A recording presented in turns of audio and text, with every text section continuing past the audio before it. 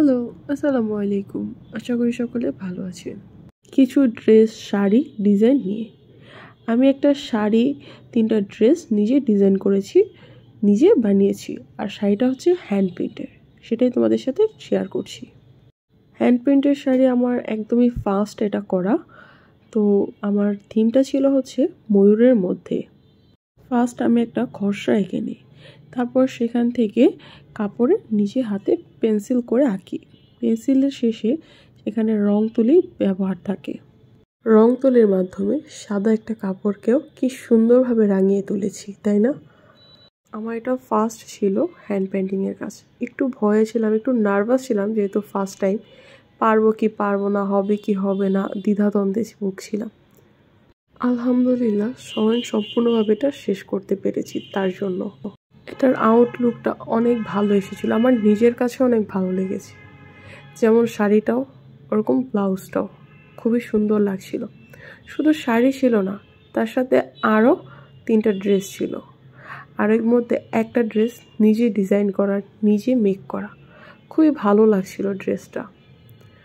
ড্রেসটা হচ্ছে মিররের ভিতর ওয়েস্টেজ আয়না, যা ভেঙে গেলে আমরা ফেলে দিই, কিন্তু সেটা দিয়েও যে একটা সুন্দর ড্রেস বানানো যায় তা না বানালে জানতাম না। মিররের ড্রেসটা বানানোর পর সবাই অনেক সুন্দর বলেছে, ভালোও বলেছে, নিজের কাছে অনেক ভালো লাগছিল। যেমন শাড়িটাও আমার খুব ফেভারিট ছিল, ওরকমভাবে শাড়িটার আউটলুক অনেক সুন্দর এসেছে, বাট শাড়িটা করতে অনেক টাইম লেগেছে, মোটামুটি প্রায় 15-20 দিনের মতো।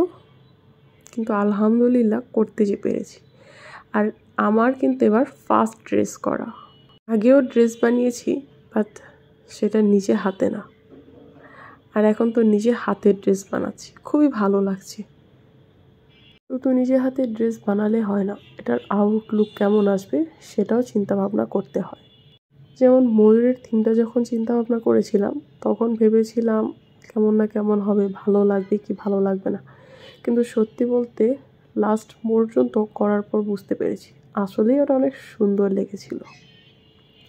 কাজ যদি সুন্দর করে করা যায় আর মন থেকে ভালোবেসে করা যায়, তাহলে সব কিছুরই সৌন্দর্য ফুটে ওঠে।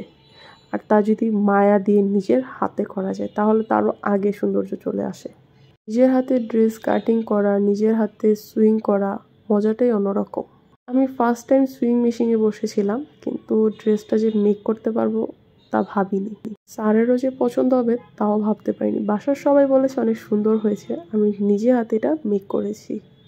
শুধু ড্রেস মেক করলে বা আউটলুক কেমন আসবে তা দেখলে হবে না, তার সাথে মডেলকে কেমন লাগবে, এটার সাথে কোন মডেল যাবে, কি সাজ যাবে, কি হেয়ার স্টাইল যাবে, সবগুলো আমাদের লক্ষ্য রাখতে হয়। আর এই যে দেখো, ব্ল্যাক ড্রেসটা আমি নিজে সুইং করছি, তার সাথে এই যে প্রত্যেকটার মিরর আমি নিজে হাতে বসিয়েছি।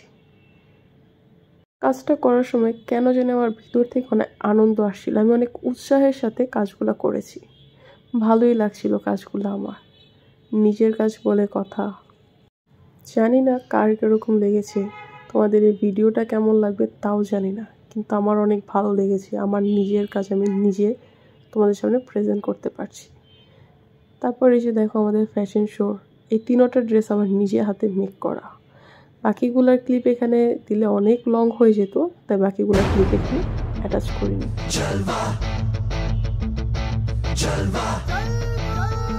Yo, blaze up the walk, light it up to the beat. Come on, Jalva. Give it to me, Jalva. Give it to me, Jalva. Gorgeous with attitude and every latitude. Miss hot booty, come on, baby, do your duty work. जिस्मों का है ये जलवा, किस्मों का है ये जलवा, शोहरत भी दे ये जलवा, मकसद भी दे ये जलवा. Tell 'em like it is. I can't hear. दिलकश लगे ये जलवा. I can't hear. दिलकश लगे ये जलवा. শাড়িগুলো কেমন লেগেছে সবাই আমাকে জানাবে। আমার ভিডিওটি সম্পূর্ণ দেখার জন্য থ্যাংক ইউ। আল্লাহ হাফেজ।